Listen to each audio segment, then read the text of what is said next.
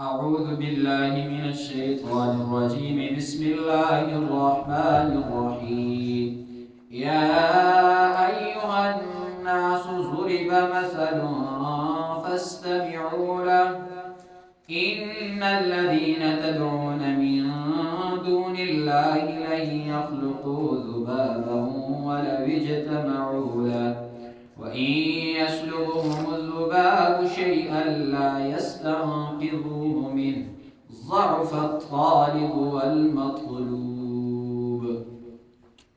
یا ایھا الناس، اے لوگوں، تمام کے تمام لوگوں، اس کے اندر کوئی گورا ہے، کالا ہے، مسلمان ہے، کافر ہے، تمام کے تمام لوگوں کو خطاب ہے۔ اے لوگوں، ضرب مثل، بیان کی گئی ہے ایک مثال، ایک عمدہ مثال۔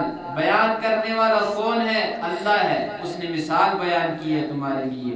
فاستمعوا له، غور سے کان لگا کر اس مثال کو سنو۔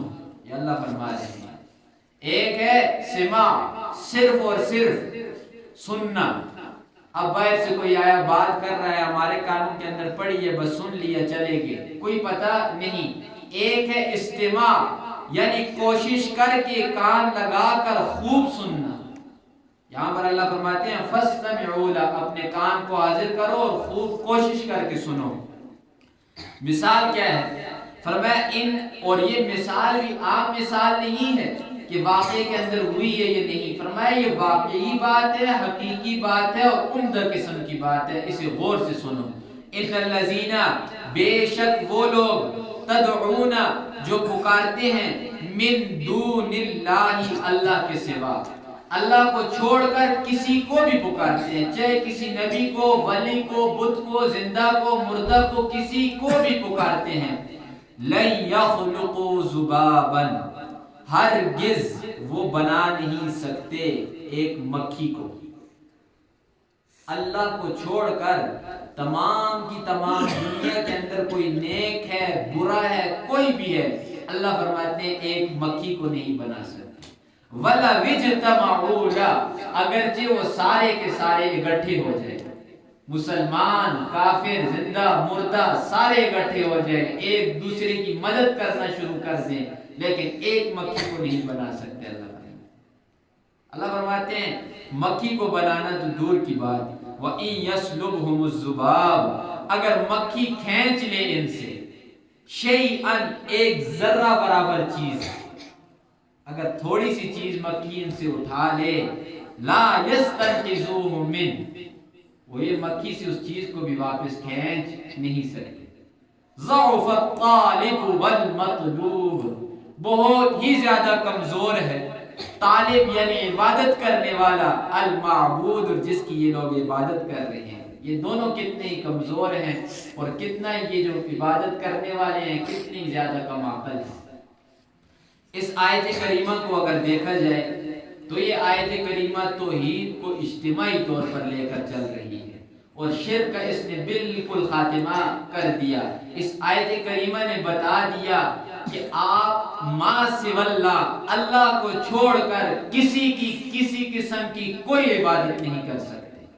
عبادت کریں گے، ماتھا ٹیکیں گے، مدد مانگیں گے تو ایک اللہ سے مدد مانگیں گے۔ من دون اللہ کے اندر انبیاء بھی آتے ہیں، اولیاء بھی آتے ہیں، ہر ایک آ جاتا ہے من دون اللہ کے اندر۔ اللہ خوب واضح طور پر فرما رہے ہیں کہ کوئی کچھ بھی نہیں کر سکتا۔ ضعف الطالب والمطلوب، ابن عباس رضی اللہ تعالیٰ عنہ اس کا خوب بہترین ترجمہ کرتے ہیں، وہ فرماتے ہیں ضعف الطالب، یہاں پر طالب سے مراد بت ہے اور مطلوب سے مراد مکھی ہے۔ وہ کہتے ہیں کہ جب مندروں کے اندر بتوں کے لیے لوگ بکرے لے کر آتے ہیں یا اور کوئی چیزیں لے کر آتے ہیں، وہ سامنے پڑی ہوئی ہوتی ہے، وہ گوشت ہے تو وہ بھی گل سڑ رہا ہوتا ہے، خراب ہو رہا ہوتا ہے، دودھ ہے تو وہ بھی نہروں کی نہریں بہ رہی ہوتی ہیں مندروں کے اندر۔ فرمایا اس سے مکھی لے کر چلی جائے اس بت سے تو وہ بت اتنا عاجز ہے کہ وہ بت اس مکھی سے اپنے دودھ کو واپس نہیں لا سکتا، تو وہ بت کیا ان کو اولاد دے گا یا ان کے کاروبار کے اندر برکت دے گا؟ یہ صرف بتوں کے ساتھ خاص نہیں، یہ ہمارے درباروں کے ساتھ، ہمارے مزاروں کے ساتھ، ساری چیزوں کے ساتھ یہ چیز آ کر لگتی ہے کہ وہ مزار والا اللہ کا کتنا بڑا ولی ہے، اللہ کا کتنا بڑا بزرگ ہے، سب کچھ مانتے ہیں، لیکن وہ ہمارے حال کے اوپر کیسے رحم کر سکتا ہے؟ وہ تو اپنے حال پر ابھی رحم نہیں کر سکتا۔ آج خدا نہ خواستہ جا کر کسی بڑے بزرگ کی قبر کھود کر اگر اس سے کوئی کفن انسان نکالے تو وہ انسان کچھ کر سکتا ہے نیچے پڑا ہوا؟ تو اگر وہ اپنی حالت نہیں سنبھال سکتا، اپنے آپ کو لوگوں سے نہیں بچا سکتا، تو جو زمین کے اوپر چل رہے ہیں ان کی کیسے مدد کریں؟ ضعف الطالب والمطلوب۔ اللہ فرماتے ہیں ما قدر اللہ کی قدر نہیں کی ان لوگوں نے، اللہ کی عزت نہیں کی ان لوگوں نے، حق قدری، جیسے کہ ان کا حق پہنچتا تھا کہ یہ اللہ کی عزت کریں۔ اللہ کا جو مقام ہے، اللہ کا جو مرتبہ ہے، اللہ کی جو عزت ہے، فرمایا ان مشرکین نے اللہ کی عزت نہیں کی۔ اللہ کا بھی ایک مرتبہ ہے، لوگوں کا بھی ایک مرتبہ ہے، انبیاء کا بھی ایک مرتبہ ہے، ہر ایک کا ایک ایک قدر ہے، ایک ایک منزل ہے ہر ایک کی۔ کسی کو کسی کی منزل سے گرانا نہیں اور کسی کو اس کی منزل سے اوپر چڑھانا نہیں۔ اب اللہ کی جو قدر کرنے کی بات ہے تو اللہ کی قدر کیا ہے کہ اللہ کی توحید بیان کی جائے، اس کے ساتھ کسی کو شریک نہ کیا جائے، اس کے ڈر کو دل کے اندر بٹھا لینا چاہیے، یہ اللہ کی کیا ہے؟ قدر ہے۔ صرف اور صرف منہ سے کہنا کہ اللہ سب سے بڑا ہے، اللہ سے بڑا کوئی نہیں، اللہ ہی سب کو دیتا ہے، اللہ ہی رازق ہے، زبان سے کہنے کا فائدہ نہیں جب تک کہ دل کے اندر عقیدہ نہ بٹھا دے انسان۔ اب انسان جائے مزاروں کے اوپر، وہاں پر جا کر جولی اٹھائے اور اپنی مرادیں وہاں سے مانگے اور واپس آ کر جب بیٹھے تو کہے جی اللہ ہی سب کچھ کرنے والا ہے، جا کر اپنا عقیدہ تو تباہ کر کے آ گیا۔ اب محمد رسول اللہ صلی اللہ علیہ وسلم ہے، کتنا بڑا بلند مرتبہ ہے ان کا کہ کائنات کے اندر ان سے بڑھ کر کوئی بھی نہیں، لیکن اب اگر آپ اٹھا کر محمد رسول اللہ صلی اللہ علیہ وسلم کو خدا والا درجہ دے دیں گے تو کیا ہم نے محمد رسول اللہ کی عزت کی یا گستاخی کی محمد رسول اللہ کی؟ یہی حال ہے تمام کے تمام درجات کا، کسی کو نہ اس کے درجے سے بلند کرنا ہے اور نہ ہی کسی کو اس کے درجے سے نیچے گرانا ہے۔ اللہ فرماتے ہیں ان اگر اللہ کی یہ لوگ عزت اور اللہ کی مقام کو یہ لوگ پہچان لیتے تو کبھی بھی اللہ کے ساتھ یہ لوگ شریک نہ ٹھہراتے۔ اللہ فرماتے ہیں انہوں نے میری مقام کو اور میری قدر کو نہیں پہچانا۔ جب یہ لوگ پہچان لیتے کہ اللہ دینے والا ہے، اس کے علاوہ کوئی دینے والا نہیں، تو یہ لوگ جاتے مزاروں کے اوپر یا بتوں کے پاس؟ کبھی بھی نہیں جاتے۔ اللہ فرماتے ہیں میری قدر انہوں نے نہیں کی۔ ان اللہ، بے شک اللہ، لقوی، وہ بہت ہی زیادہ طاقت والا ہے، اس کی طاقت بہت زیادہ ہے، وہ لمحے کے اندر انسان کا وہ حال کر دیتا ہے انسان سوچ بھی نہیں سکتا۔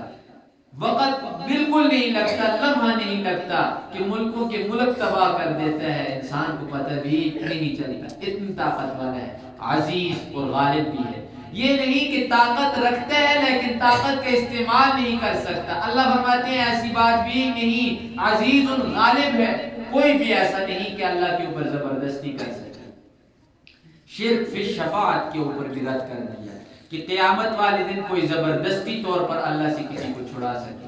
اللہ فرماتے ہیں نہیں، اللہ کے اوپر غالب کوئی نہیں۔ محمد رسول اللہ صلی اللہ علیہ وسلم کے پاس شفاعت عظمی ہے، سب سے بڑی سفارش جو کرنے والے ہیں وہ محمد رسول اللہ ہیں، ان سے پہلے کوئی سفارش نہیں کر سکے گا اور ان سے بڑی سفارش کوئی نہیں کر سکے گا، لیکن محمد رسول اللہ صلی اللہ علیہ وسلم کو بھی اجازت ملے گی، اس کے بعد رسول اللہ صلی اللہ علیہ وسلم سفارش کریں گے۔ ارفع رأسک یا محمد واشفی تشفع، یعنی اے محمد رسول اللہ آپ اپنے سر کو سجدے سے اٹھائیے اور سفارش کیجئے، آپ کی سفارش قبول کی جائے گی۔ اب اگر اللہ آگے فرماتے ہیں اللہ یصطفی من الملائکہ، اللہ ہی چنتا ہے فرشتوں میں سے رسولا، رسول، فرشتوں کے رسول کون؟ حضرت جبرائیل علیہ السلام۔ اللہ کوئی پیغام دیتے ہیں، اس پیغام کو اٹھا کر رسولوں تک لے کر آتے ہیں، اللہ کے نبیوں تک لے کر آتے ہیں. یہ ہے فرشتوں کے رسول حضرت جبرائیل علیہ السلام. وَمِنَ النَّاسِ اور لوگوں میں سے بھی اللہ کیا بناتے ہیں؟ رسول بناتے ہیں. فرشتوں کے رسولوں کی ڈیوٹی کیا ہے؟ اوپر سے پیغام لایا، نیچے دنیا کے اندر اللہ کے نبیوں تک پہنچا دیا. اللہ کے نبیوں میں سے رسول بناتے، لوگوں میں سے رسول اور نبی بناتے ہیں. ان کا کیا ہے ڈیوٹی؟ کہ وہ لوگوں تک اللہ کے پیغام کو پہنچاتے ہیں. ان اللہ سمیع، بے شک اللہ خوب سننے والا، بصیر اور خوب دیکھنے والا ہے. مشرکین نے اعتراض کیا تھا نا کہ محمد ہی اللہ کو ملے ہیں اس پورے کے پورے قبیلے کے اندر، پورے کے پورے عرب کے اندر، کہ محمد کو اللہ نے نبی بنایا. محمد سے تو بڑے بڑے سردار تھے نا، اللہ نے ان کو کیوں نہیں نبی بنایا؟ اللہ ہی ہے جسے چاہے گا نبی اور رسول بنا دے گا. یہ کچھ مانگنے کی یا کھینچنے کی چیزیں نہیں. اعلم ما بین ایدیہم، اللہ جانتا ہے جو کچھ ان کے آگے ہے، وما خلفہم اور جو کچھ ان کے پیچھے ہے. اب وہی سفارش ہوگی نا قیامت والے دن. لیکن کس پہلے بھی شرط لگائی تھی اللہ نے، فرمایا جس کے لیے اللہ کو منظور ہوگا اس کے لیے انبیاء اور صلحاء سفارش کریں گے، ہر ایک کے لیے نہیں کریں گے. اور اللہ تو ہر چیز کو جاننے والا ہے نا، اللہ تو دلوں کے بیدوں کو بھی جاننے والا ہے. اللہ اجازت دیں گے تب جا کر انبیاء اور رسول کیا کریں گے؟ سفارش کریں گے. اور فرمایا وَإِلَى اللَّهِ تُرْجَعُ الْأُمُورُ، سارے کے سارے جو کام ہیں یہ اللہ ہی کی طرف لوٹنے والے ہیں. تو اب کرنا کیا ہے؟ فرمایا یا ایھا الذین آمنوا، اے ایمان والو، اے ایمان والو رکوع کرو اور سجدہ کرو. یعنی کیا کرو؟ نماز ادا کرو، اللہ کے سامنے جھکے رہو. وَاعْبُدُوا رَبَّكُمْ اور اللہ کی عبادت کرتے رہو. یہ عبادت کب تک کرنی ہے؟ وَاعْبُدْ رَبَّكَ حَتَّى يَأْتِيَكَ الْيَقِينُ، جب تک موت نہیں آتی عبادت کرتے رہنا ہے. وَافْعَلُوا الْخَيْرَ اور کرتے رہو اچھائی کے کام، اچھائیوں کے کاموں سے دور مت بھاگو. کیوں؟ لَعَلَّكُمْ تُفْلِحُونَ، تاکہ تم لوگ کامیاب ہو. کامیاب ہونا ہے تو خیر کی طرف آؤ، شر سے بچ جاؤ. اللہ کی عبادت کرتے رہو، نماز کو قائم کرتے رہو اگر تم نے بچنا ہے. اگر نہیں بچنا، ادھر شرک کی طرف جانا ہے، اللہ کی نافرمانی میں جانا ہے، تو اوپر بتا دیا وَبِئْسَ الْمَصِيرُ، ٹھکانہ تمہارا جہنم ہے جو بہت ہی برا ہے.